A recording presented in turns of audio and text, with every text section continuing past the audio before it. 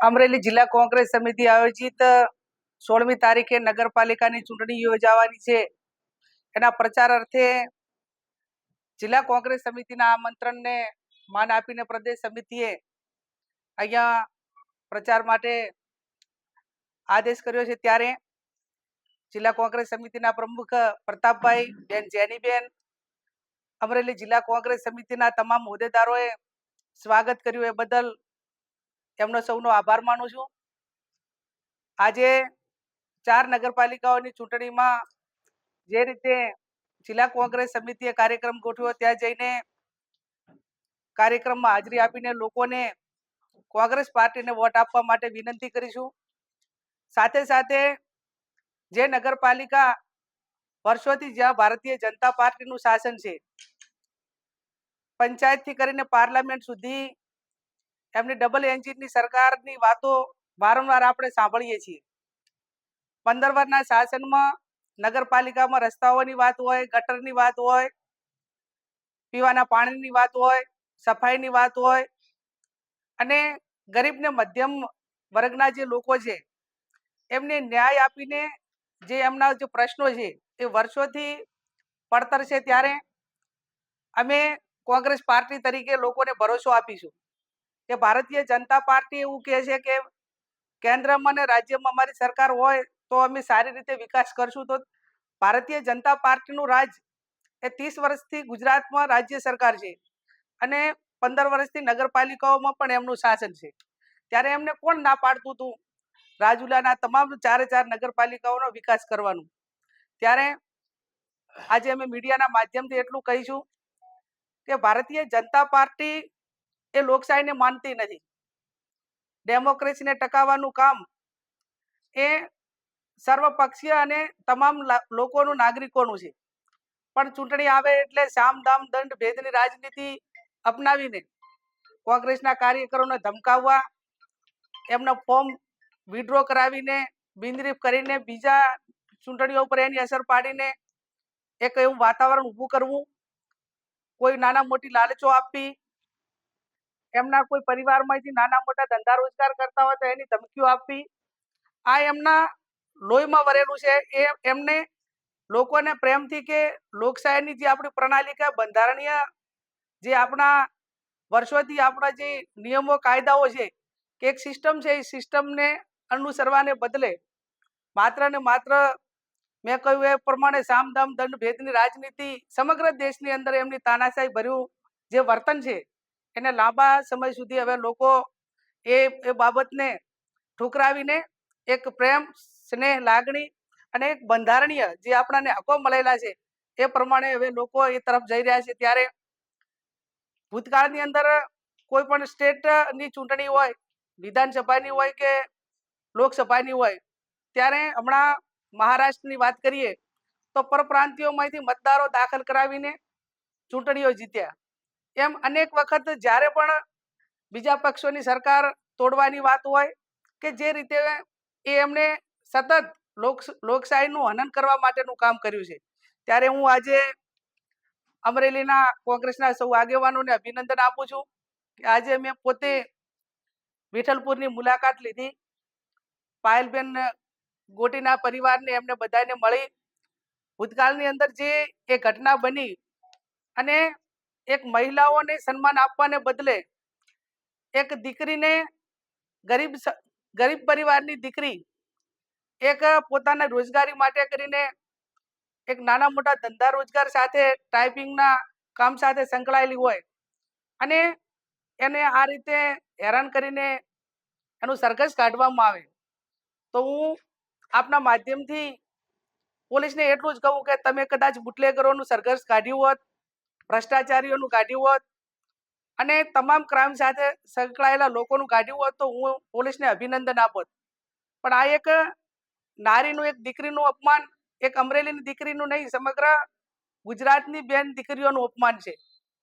ત્યારે હું અભિનંદન આપું જિલ્લા કોંગ્રેસ સમિતિને, પ્રતાપભાઈને, જેનીબેનને, એમને કે પરિવારના પડખે ઉભા રહ્યા,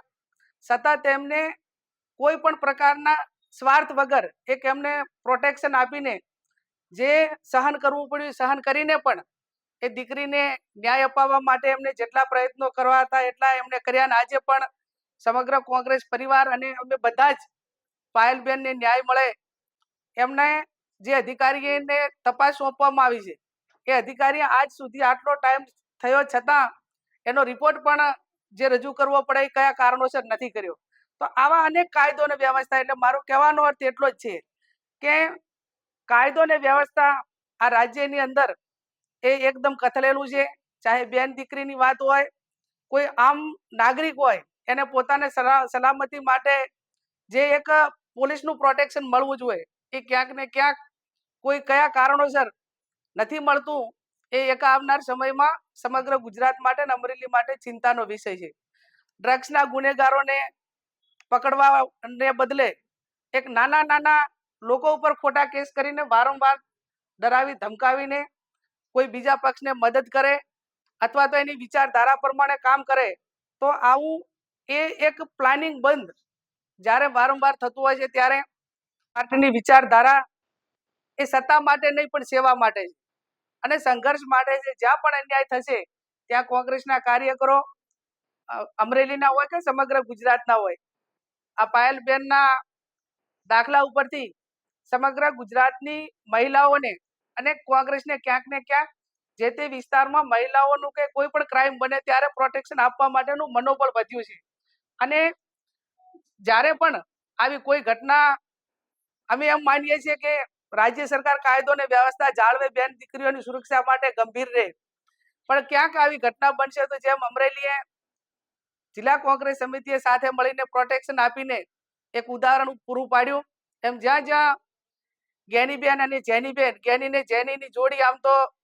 લોકસભામાં અમે એવું ઈચ્છતા હતા કે અમરેલીની જનતા એ જ્ઞાનીની ને જેનીની જોડીને લોકસભામાં મૂકશે, પણ જનતાનો જનાદેશ એ માથા ઉપર હોય. પણ જે રીતે છે, જે સેવાનો મોકો કરવાનો મળ્યો છે, જિલ્લા કોંગ્રેસ સમિતિના પ્રમુખ અને એ પણ જિલ્લા પંચાયતના પ્રમુખ તરીકે પણ રહેલા છે, ત્યારે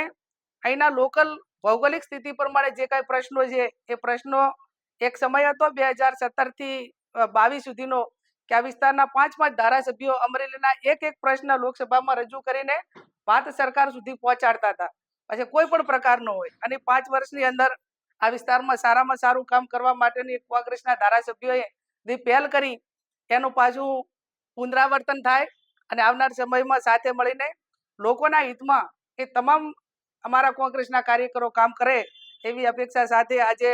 આ કાર્યક્રમમાં જે નગરપાલિકાની ચૂંટણીમાં જવાબદારી સોંપી છે અમે ત્યાં જઈશું અને જે લોકોની જે માગણીઓ છે અને એક વેદના છે એ વેદના કોંગ્રેસનું રાજ આવે, એ કોંગ્રેસ પાર્ટીને આશીર્વાદ મળે અને અમારો નાનામાં નાનો કાર્યકર એ ઈમાનદારીથી લોકોની આશા અપેક્ષાઓ પૂરી કરશે. મેં કહ્યું એ પ્રમાણે પાયલબેન એક નીડર દીકરી તરીકે મને પોતાને અહેસાસ થયો અને અભિનંદન આપું છું કે આવી દીકરી જ્યારે અમરેલી જિલ્લાની અંદર હોય કે કોઈ પણ આજ ઘણી બધા કેસો બને, ઘટનાઓ બને, પણ ત્રીજા કે ચોથા દિવસે એ પરિવારનું સ્ટેટમેન્ટ કંઈક અલગ આવતું હોય છે. આ પરિવારે એક નિડરતાપૂર્વક જે ઘટના બની હતી, જે વાસ્તવિકતા હતી એ વાતને વળગી રહ્યા અને એક ગરીબ પરિવાર હોવા છતાં પણ ઘણી બધી જે ભારતીય જનતા પાર્ટીની આદત મુજબ એમને અનેક લાલચો આપી છે, અનેક રીતે દબાવવા માટેના પ્રયત્નો કર્યા છે, પણ છતાં એમને ઈમાનદારીથી એમની દીકરીને ન્યાય મળે અને એમની સાથે જે વર્તન કર્યું એવી ગુજરાતમાં કોઈ બેન દીકરીઓ સાથે વર્તન ન થાય એ માટે આખો પરિવાર અડગ રહીને એક ન્યાયની લડાઈ લડી રહ્યો છે. અમે બધા એમની સાથે છીએ અને એક એના ઉપરથી એક ઉદાહરણ એવું પૂરું પાડ્યું છે કે ડરો મત, તમે કોઈ પણ ગુનામાં નથી સંડોવાયેલા, કોઈનું ખોટું નથી કર્યું, ઈમાનદારીથી કર્યું છે. જે કંઈ નાના મોટું કામ કરવાનું કે જવાબદારીના ભાગરૂપે તો એમાં સરકાર હોય કે પોલીસ અધિકારીઓ હોય કે કોઈ મોટા એને લાગતા વળગતા કોઈ પણ સત્તામાં બેઠેલા લોકો હોય, પણ જ્યારે ઈમાનદારી આપણી સાથે હોય ત્યારે ડરવાની વાત રહેતી નથી. એ પુરવાર પાયલબેને અને અમરેલી જિલ્લા કોંગ્રેસ સમિતિએ કરી બતાવ્યું છે.